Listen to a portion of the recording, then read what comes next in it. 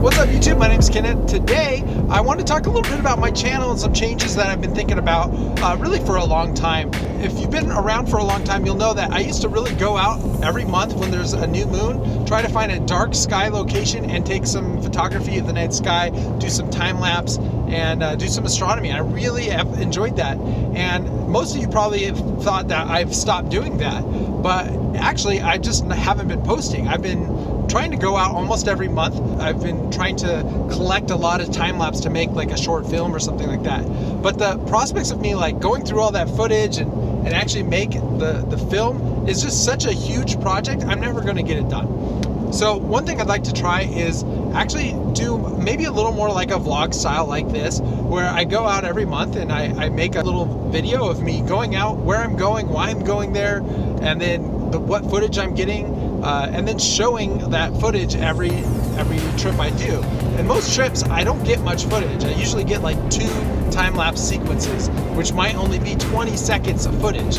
So that's where I'm at, and I think what I'd like to do is just might as well just share it with you guys. Like, I have all this footage I've been getting, and I feel bad because I really want to share it and I'm not sharing it. So hopefully this will be better. Right now I'm heading out to the Mojave National Preserve. This is my favorite place, my favorite spot, and I'm actually all by myself. Normally I go with 1 or 2 of my brothers and maybe my dad and some of the kids, but today no one wanted to go with me. So I'm all by myself. I'm out here and I'm really excited because this is my favorite spot.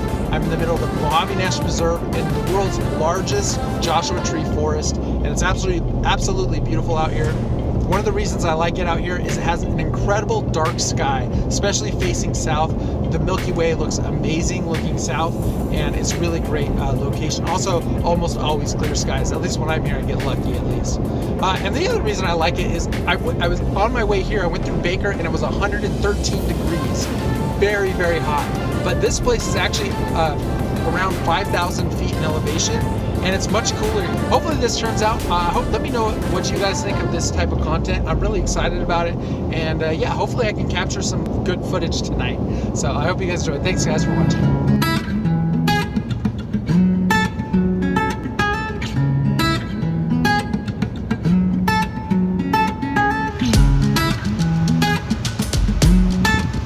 Almost always end up off-road because you know, you want to get away from the roads because there's light pollution from cars driving by and stuff like that. But when I'm by myself, I definitely don't stray too far down these old dirt roads. But I definitely want to find a good spot down here. I know of a bunch of little campsites out here, and because it's so hot, even though it's Labor Day weekend, I expect it to be empty. I don't think we'll see anyone out here. So I've camped here many times. It's a cool little spot.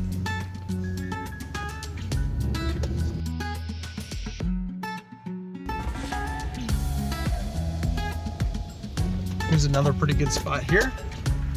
I think I'll probably camp here tonight.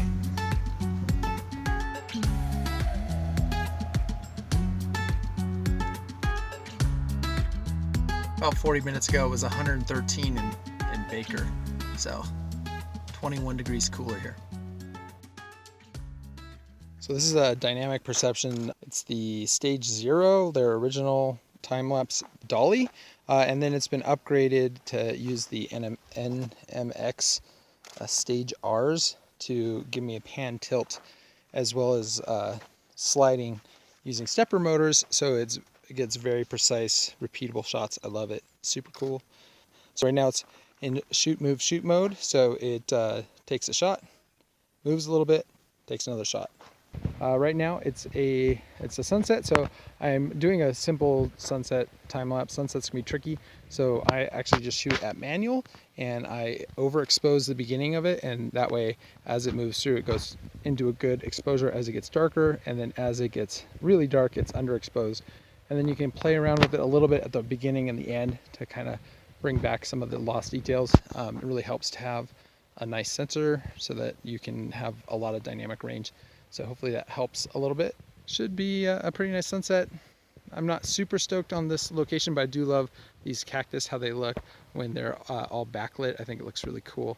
And then obviously I love Joshua trees, so I'm excited about this. And then once this is done, I'll probably do some still shots of the Milky Way.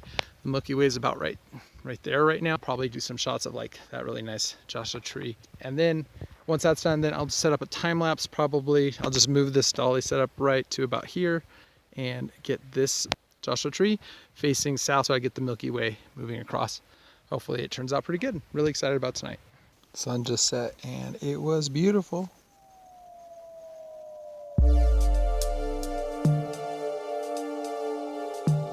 So there's still some light in the sky. You can see the sunset and you still see some light there. We got a beautiful crescent moon. It's probably only a day or two old.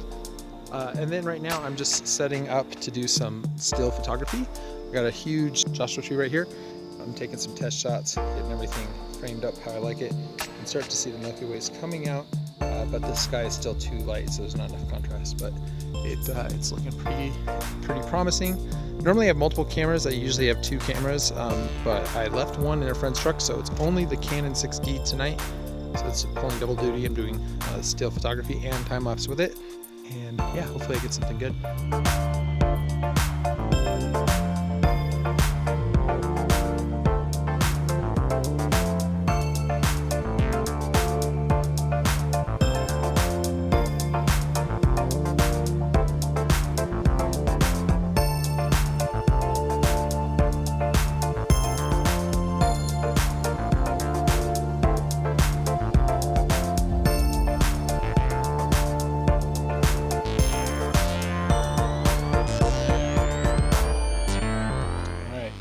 Set up this time lapse. It's a little more vertical than I usually do. Got this really nice Joshua tree here, and it just took the first shot, so it's going to take 30-second stills, then move just a tiny bit, take another 30-second still, move, and it's just going to climb this ramp. The Milky Way will drop down. You can see Jupiter, the bright one there. It'll drop to the right, so hopefully it'll be awesome.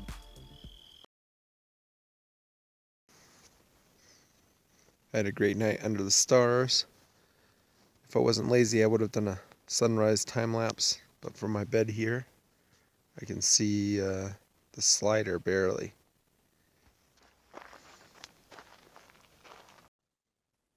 So I'm taking a look at the shots.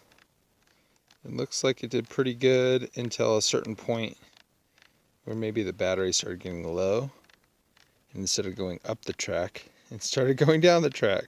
We'll see what it really looks like when I get home. Got the slider all packed away. Time to go home. Alright, so this whole trip, how did I do? Let's take a look at the time-lapse sequences. So first up, we got the sunset, which turned out pretty good. There was absolutely no flicker, and that's because I shot this in manual, but it did end up getting a little bit underexposed at the end. I had to cut it short because it was just a bunch of black stills.